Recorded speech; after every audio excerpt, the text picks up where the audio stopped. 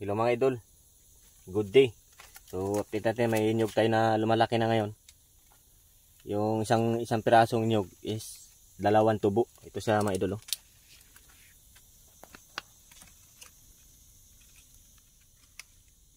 Yan, ito siya, oh.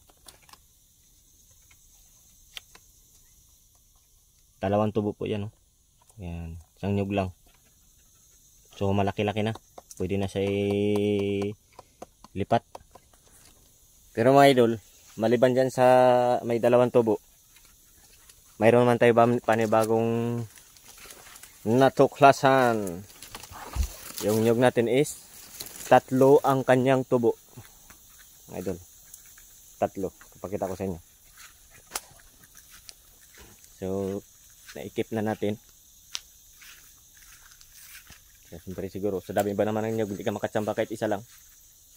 Kakatsamba lang po talaga mga idol.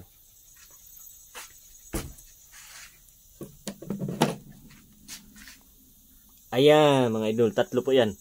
Oh, 3. Yan. Tapos 2 sa harap. So yung 3 tubo mga idol, first time ko maka-encounter nito.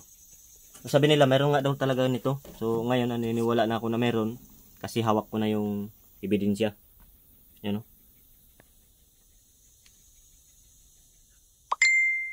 Ayan.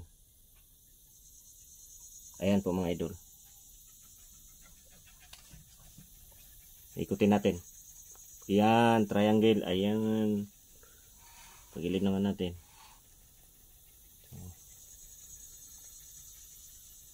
Ito mga idol, kasi bira lang yung mga ganito, mga nyug. Thank you for watching.